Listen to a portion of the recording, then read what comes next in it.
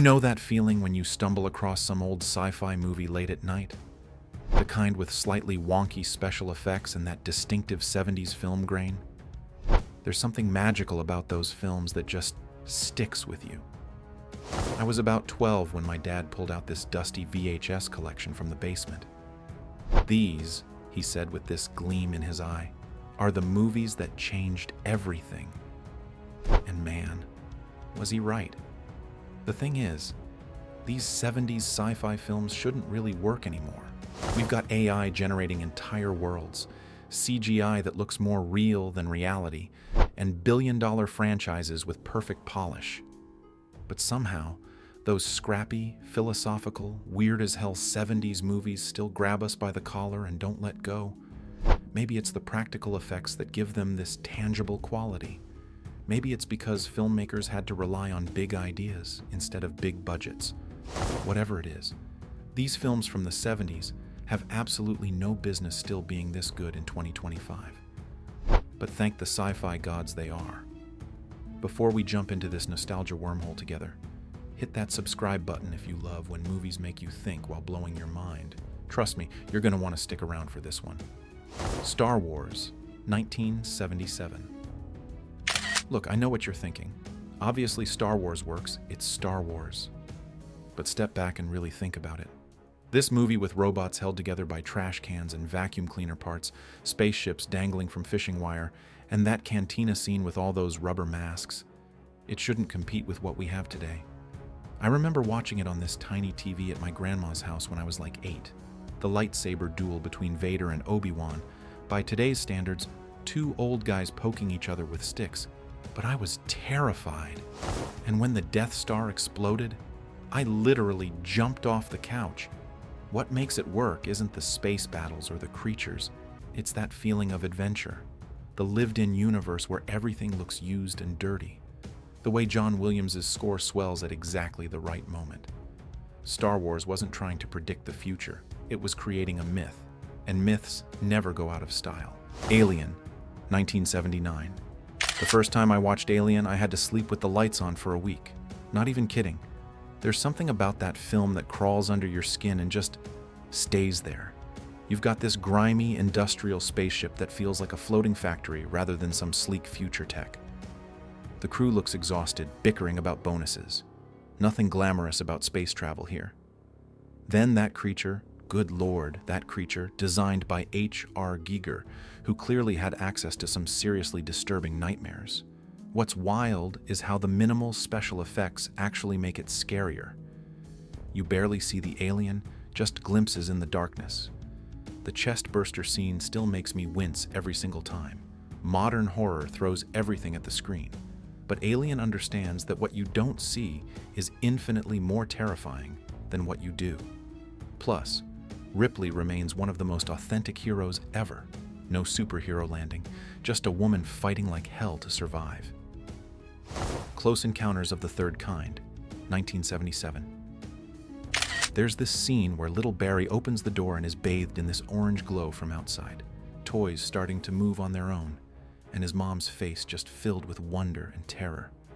Man, that scene stays with me. Spielberg did something so special here. He made an alien movie that wasn't about invasion or destruction. It was about communication, wonder. The mashed potato scene with Richard Dreyfuss obsessively sculpting Devil's Tower still perfectly captures that feeling when you're consumed by something you can't explain. The effects, those gorgeous lights on the mothership, the musical tones, the hand signals, they're simple by today's standards. But that 5-note sequence, you're humming it right now, aren't you? Close Encounters works because it taps into something so deeply human. Our need to connect with something bigger than ourselves. By the way, which of these 70s classics did you watch first? And did your parents show it to you or did you discover it on your own? Let me know in the comments. The Andromeda Strain, 1971. The first time I caught the Andromeda Strain, it was this late-night TV showing where I was probably way too young to understand it. But something about those clinical white rooms, the beeping computers, and scientists frantically trying to contain some invisible threat just grabbed me. What's crazy is how this film feels more relevant now than ever. A deadly pathogen from space? A race against time? Scientists as the heroes? Yeah, that hits different after what we've all been through. Those split screens and the documentary-style approach make it feel like you're watching something real unfold. And those computers, massive room-filling machines with printouts and flashing lights, somehow feel more authentic than our modern tech-filled movies. There's this one sequence where they're decontaminating that still makes me hold my breath. Michael Crichton's story doesn't need laser battles or alien monsters to terrify you. It just needs microscopic organisms and human error, and that's way scarier than any alien invasion could ever be. Westworld, 1973.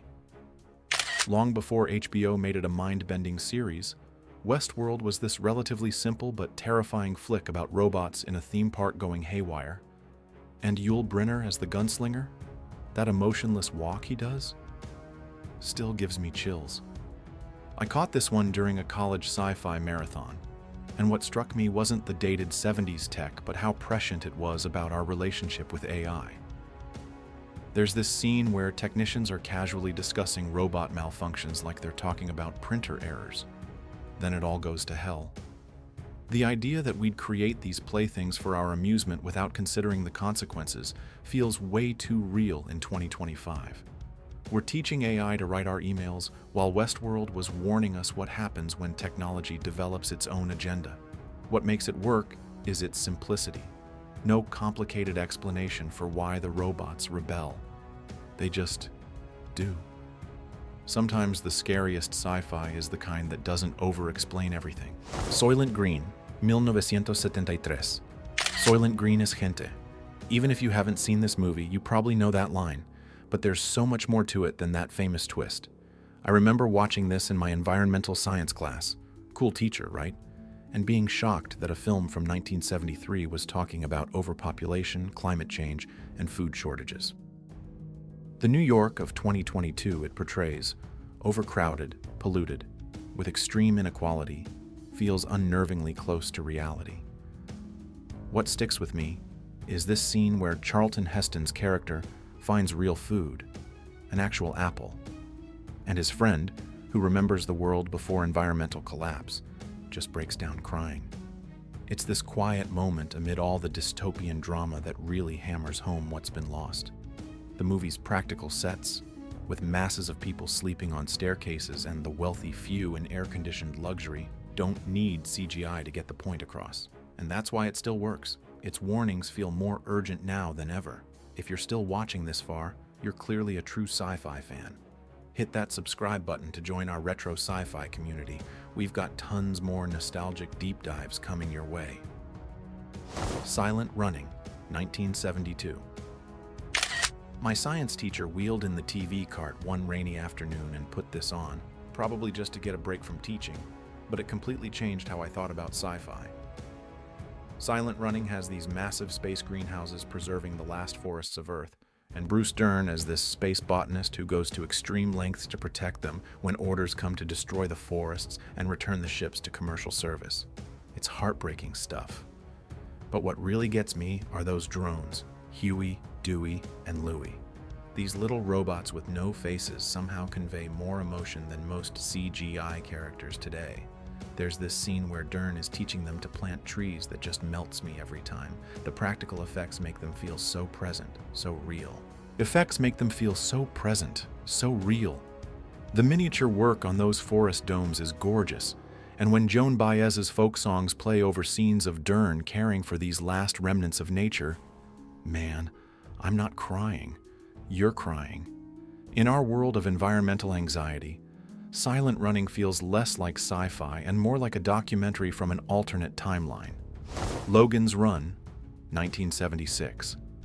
Last Day, Capricorn 15's, Year of the City, 2274. Carousel begins.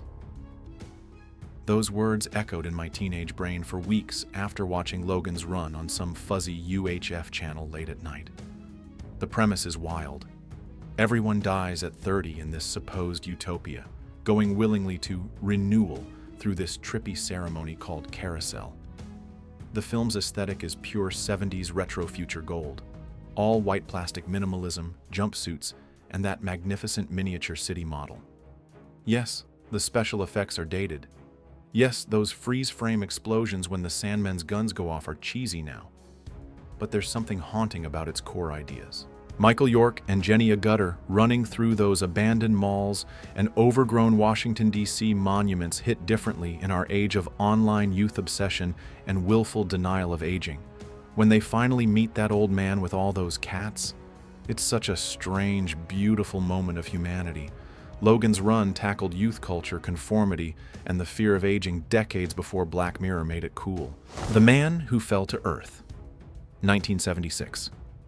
I discovered this one during my Bowie obsession phase, expecting it to be some weird vanity project. Instead, I found this haunting, fragmentary story that feels like watching someone's fever dream. Bowie plays this alien who comes to Earth for water for his dying planet, but slowly loses himself in our world of TV, alcohol, and corporate greed. The thing is, Bowie barely had to act. His ethereal, otherworldly presence makes you believe he really isn't from here.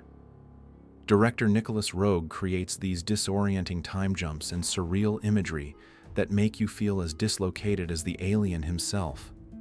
There's this scene where Bowie's character watches dozens of TVs simultaneously that feels more relevant in our doom-scrolling, information-overloaded world than ever. The practical effects are minimal because they don't matter. It's about alienation, addiction, and how capitalism corrupts everything it touches. When I watch it now, it feels less like a product of the 70s and more like a transmission from another dimension that accidentally landed in our world. Invasion of the Body Snatchers, 1978. That scream, that pointing finger. If you've seen the 78 Body Snatchers, you know exactly what I'm talking about. I was home alone when I first watched it, and let me tell you, worst decision ever. What makes this remake of the 50s classic so effective isn't spectacular effects, though the pod transformations are still disturbing. It's the growing paranoia as Donald Sutherland and his friends realize everyone around them is being replaced by emotionless duplicates. There's this scene on a city street where a man is frantically banging on car windows while everyone just ignores him. Chilling. Set in San Francisco with its health food stores, mud baths, and self-help books, it perfectly captures how easily wellness culture and conformity can blend together. By the end, you're as exhausted and paranoid as the characters, questioning everyone's behavior. Are they acting weird, or am I just being paranoid? What 70s sci-fi movie scared you the most as a kid? Did you ever have to sleep with the lights on after watching one? Share your trauma in the comments. Mad Max, 1979. So there I was, maybe 14 years old when my cousin showed up with this weird Australian movie he swore would blow my mind. No fancy intro, no big Hollywood budget, just this raw, gritty film about a cop in a world that's sliding into chaos. What's wild about Mad Max is how understated the apocalypse is. It's not some dramatic event. Society is just fraying at the edges. Gas is scarce. Gangs rule the highways, but people are still trying to live normal lives. There's something way more terrifying about that kind of slow collapse than any sudden disaster. And then there's those car chases. Holy crap. No CGI, no safety nets, just real cars, real stunts, real danger. That sequence where Max is hunting down Toe Cutter's gang has this visceral quality you can feel in your bones. The screeching metal, the dust, the speed, it's pure adrenaline. A young Mel Gibson barely says anything, but those eyes tell you everything you need to know. When he finally snaps and becomes the road warrior, man, you feel that transformation in your soul. Rollerball, 1975. Picture this. Teenage me, flipping channels on a Saturday afternoon, suddenly stopping on this bizarre, violent sport with roller skates, motorcycles, and a metal ball. What the heck am I watching? Rollerball, that's what. This movie's vision of the future is fascinating. Corporations have replaced countries, wars are obsolete, and people channel their violent tendencies into this brutal sport instead. James Caan plays Jonathan E., this aging champion who's too popular for the corporate overlord's comfort. The rollerball sequences themselves are these amazing, elaborate set pieces filmed with real stuntmen taking serious hits. There's a raw physicality that CGI just can't replicate. But what really sticks with me is the sterile corporate world around the violence. These executives in minimalist offices calmly discussing how to eliminate someone while sipping fancy drinks. In our world of corporate-sponsored everything and blood sport entertainment like MMA getting bigger every year, Rollerball feels less like sci-fi and more like a documentary that arrived a few decades early. So there you have it. 15 sci-fi films from the 70s that have absolutely no business still working in 2025, and yet they hit harder than ever. What these movies prove is that heart, ideas, and practical craftsmanship will always outlast technical perfection. I still find myself going back to these films when I need a reminder of what sci-fi can be at its best. Not just spectacle, but stories that make us question who we are and where we're headed. The next time you're scrolling through endless streaming options, do yourself a favor and time travel back to the 70s. These films aren't relics, they're blueprints for what meaningful sci-fi can be. If you enjoyed this nostalgic trip through the stars, smash that subscribe button and join our retro sci-fi community. Let me know in the comments which 70s classic you're watching next.